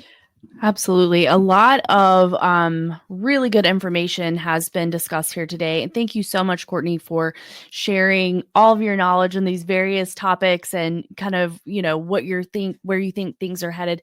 And before we kind of wind down, one thing that I did want to talk about a little bit is your book and what else you're working on. What is your goal for the future? Like obviously completing the book, but what else do you have going on? And tell us a little bit about the book. As much as you want to share. Sure. So I did put a little sneak peek of it up on my Substack. I have outlined 7 more chapters. I'm really hoping to publish it sometime in June. I'm going to take a little bit of a pause. The show will continue because we have a lot of content still pre-recorded, but I'm going to take a little pause to wrap it up because the next 7 chapters are, and there might be more, but the ones I've outlined are very conceptual, so I need some time to sit with it. But you can get a sneak peek of what I have already up there on my Substack, and this is on Hegel's dialectic. I thought that it was very timely because we're up against such pervasive dialectical warfare, psychological, information, political, and this is one of their favorite tactics. So I outlined throughout history the ancient mystery cults and how they've used this fusion of polar opposites for the purposes of transcendence, right? Like Nietzschean beyond good and evil, right? This notion of taking that they're not separate entities, that they're synthesized, and that is the conduit for transcendence. So I go through, from really the beginning, and I don't include everything because there's too much, but I do give some of the highlights. And the title is that Hegel's dialectic is a Gnostic Jacob's ladder and a machinery of control. So that is my thesis, unveiling the spirit of Geist throughout history and today. And then we get to Hegel's dialectic. I unpack that. I talk about how I really think that it was couched in Aesopian language, that, as much as he talks about the Geist, which is the world spirit, evolving towards the rational absolute. And of course, it's in German, but the translation, he says rational, he says himself, means speculative. And he says speculative is no different than mystical. So I do think that he was really signaling to the initiated a blueprint for a methodology, and couching it in terms that sound very philosophically more linear and analytical, but it was really cryptic. And so I highlight that, and then I go through to more current times and give some examples of how we witness this in our everyday life. And I've really tried to impress upon people that this is not like some relic of 18th century philosophy, that this is really what we live and breathe every single day, and it is only being exacerbated by the algorithmic cybernetic feedback loops in which we are immersed. So, and my hope is that by informing people and making them aware of this dialectical warfare, that we can step outside the wizard circle and perhaps not always fall for it. And I think a really simple way, since we started with a Bible verse, I think we can, I'll kind of wrap it with this, is that if you really think about it, because we were endowed with this beautiful gift of free will, that indicates to me that God cares about the individual, right? He cares about the sanctity of the individual, your unique gifts, strengths, and talents and passions, and the beautiful creativity of your unique mind. And to me, the testament of that is this gift of free will. And when you look at the dialectic, it's always kind of this battle between these oppositions that are steering us towards a collective. That's what the managed synthesis is, right? The concretization. And to me, that is a byproduct of, we can call it the enemy, right? I think God, it's not what God wants. God wants us to be individuals and values our creative thought processes, and they're trying to steer us into the singularity.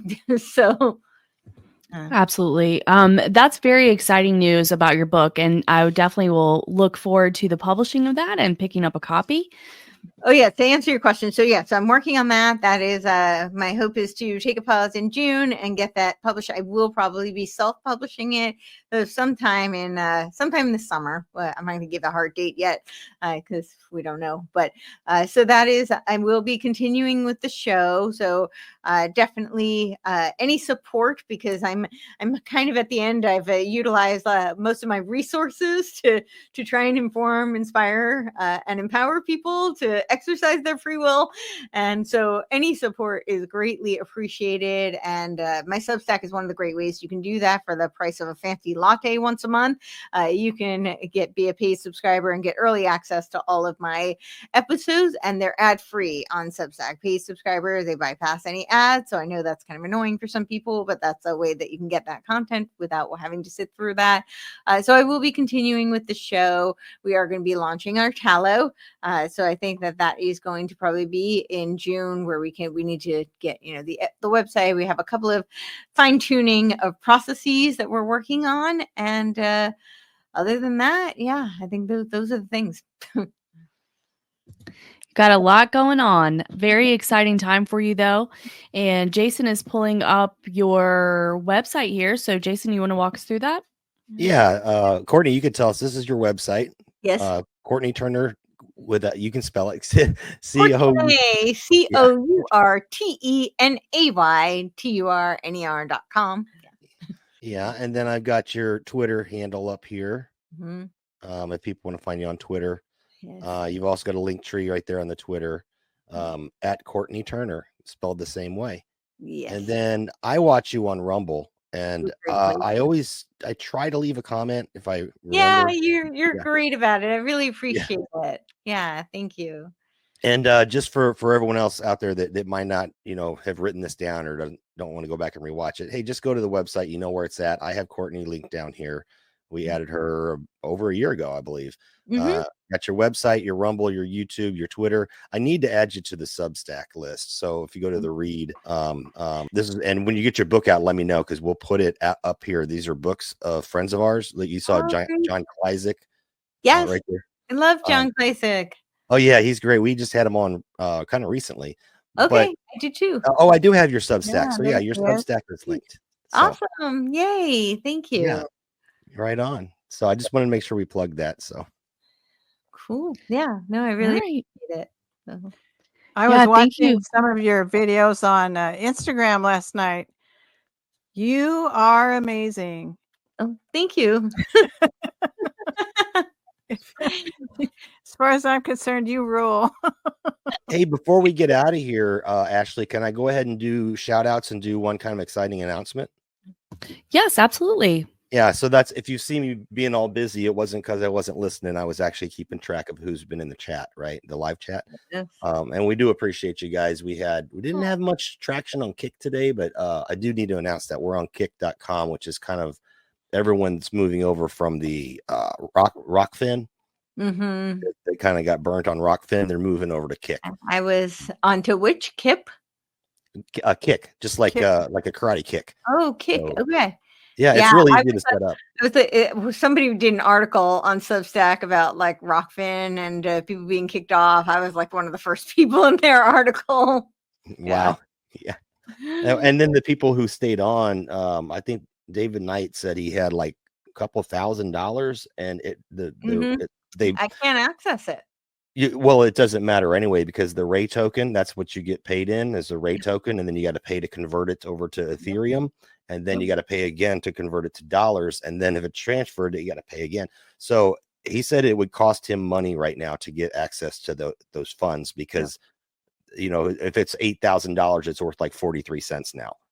So they burned everybody. Yeah.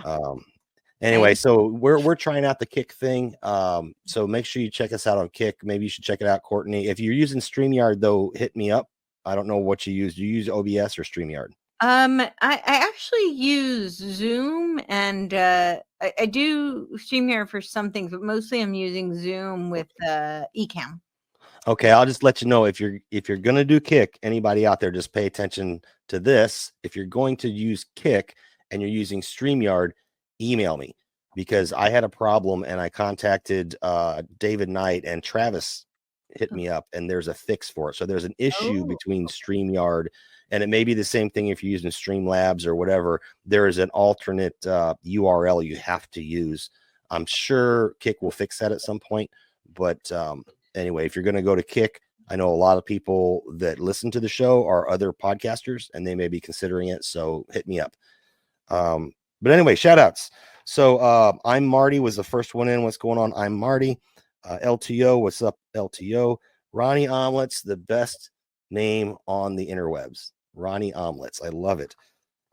Harps was in here. He left a little bit early. He's our Thunder from down under, from Australia. Handy, our EMS, was in there. He was also over. He was the only one that popped up over on Kick to say hi. Neil Ballop, I don't know how to say that. Nellie Ballop was in there. Risha M, what's going on, Risha? She loves the horses, and we love her.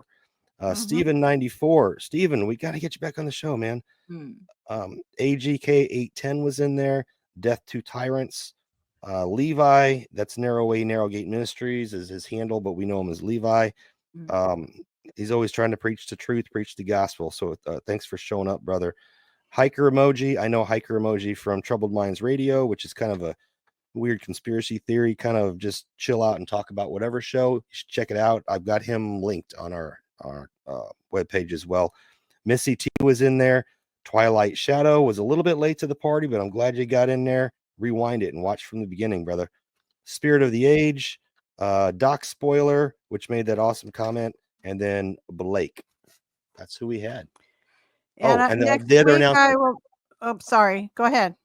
I just had one last announcement before I forget. So I know you guys know freemindfilms.com, right? Yes. They do. Let me share it on screen real quick. This is Chris Emery, Mary Ellen Moore. They put together these 3 documentaries, which you want to watch from their website. Yeah, they're great. Yeah, and there was another one. Chris, last time I had him on, he was talking about it. And I know this is a show for Courtenay, but I wanted to put this out as soon as possible because today is the anniversary. This first one they did, A Noble Lie, is about Oklahoma City. And what he's got going on, and I will put this in the show notes. I'll update the show notes where you can donate. They have raised so much awareness with all their interviews they've done and guest appearances and stuff that they're on the verge of having, I guess, Washington. We're going to have him on in a couple of weeks to reinvestigate the whole matter of Oklahoma City. So they're trying to raise funds to be able to pay to fly out there and stay and eat and stuff like that. They have to go out there, but it's pretty exciting. I would read the email, but it's a pretty lengthy email, and I don't know what details he wants released. We'll bring him on to talk about that. But this is a good day to talk about, that they are most likely going to. It's kind of like if you can get 9/11 reinvestigated by proper people, would you want to? Absolutely, right? Well, Oklahoma City was the precursor to 9/11, so let's start there. And they're really, really close to that. So I wanted to mention that before we jumped off. I will update. Well, you know what I'll do rather than update the show notes? What I'll do is I'll just post a comment under our own show, under the show, and it will have the places if you wanted to get involved with that, whether it's donating time or donating some money to help get this going. But it's really, really close, he says. So. And I wanted to mention that this week we were going to interview Dr. LaGuardia, but we flipped. So next week we'll be interviewing Dr. LaGuardia, and there are some viewer questions, and we will definitely address those. So I'm looking forward to that. All righty. Awesome. Well, Courtenay, thank you so much for being so generous with your time with us today on Easter weekend. We really appreciate it. And you have, I've made a ton of notes, a lot of things to check out. So I'm very happy to have, for you to have shared your wealth of knowledge with us today. A lot of gratitude to you. Thank you so much. Thank you so much for having me. Yeah, we really, truly appreciate it. And it was a lot of fun. So with that said, I'm going to play a quick Tiger's Den commercial and play us out of here. Anything else? Jason, Karen, we good? We're good. Happy Easter to everybody. And enjoy the time with your family and friends. I just wanted to thank Courtenay. Thank you. And yes, happy Easter. Thank you. All righty. Thanks, everybody. We'll talk to you later. Bye-bye.